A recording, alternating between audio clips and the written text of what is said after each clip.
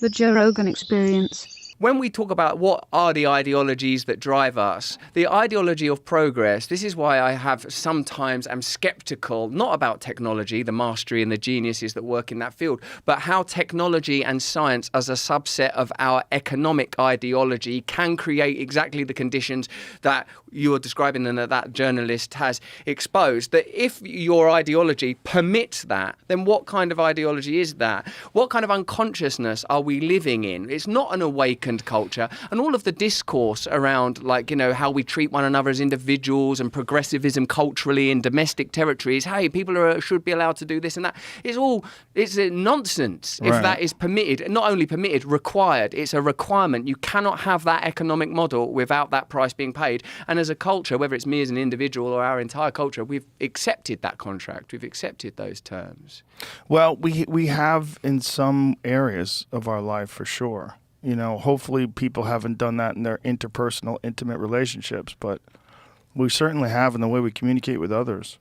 We've certainly accepted like very bizarre ways of communicating online, and sometimes that bleeds out into real life, like where someone talks to people in the real world as if they're on Twitter and they get bashed. Yeah. Like you see that sometimes.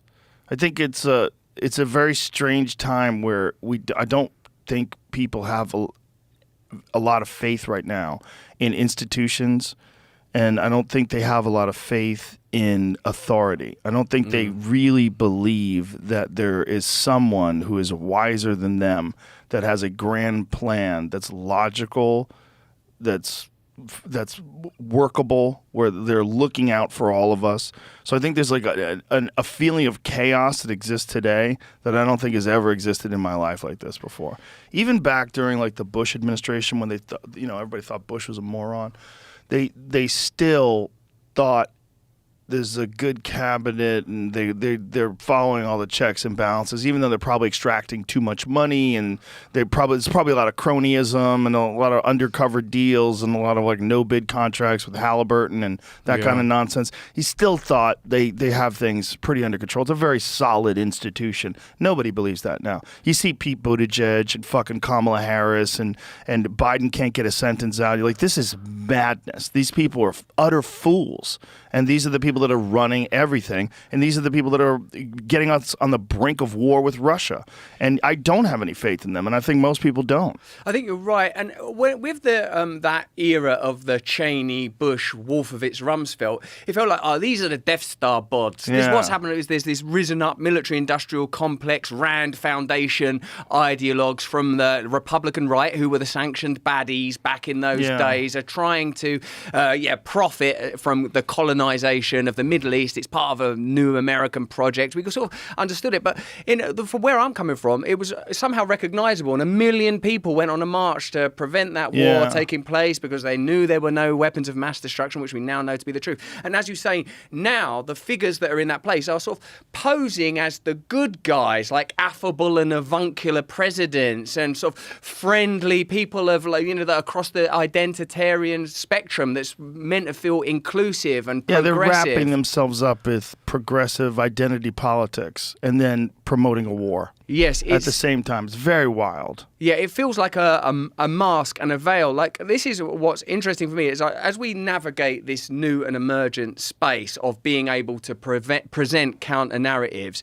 and continually, like all of us now, have like experienced, oh, you're a right wing conspiracy theorist, you've joined the alt-right, you're a gateway to this, the dark web, all of that language that grows up around it.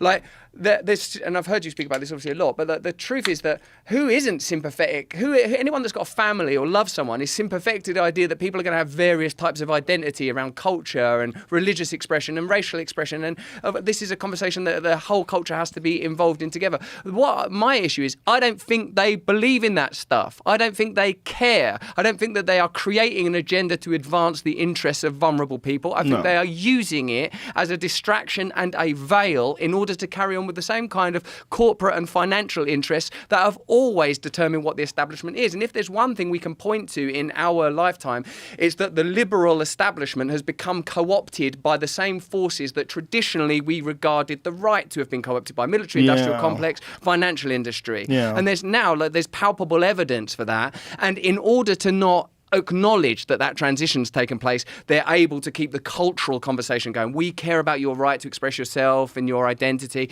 That's a way of not acknowledging we're just the same. We're pro-war. Yeah. And now when there's that war, you know, like Jimmy Dore and all those guys did that anti-war march in Washington or whatever, it's like 5,000 people go. Now, I don't know if that's because of the last few years and what the pandemic's done to people accumulating and gathering crowds, or whether people have lost the belief and faith that people can have any impact on politics anymore. There's just now this immersive sense of apathy, this, as you say, loss of trust in institutions and authority.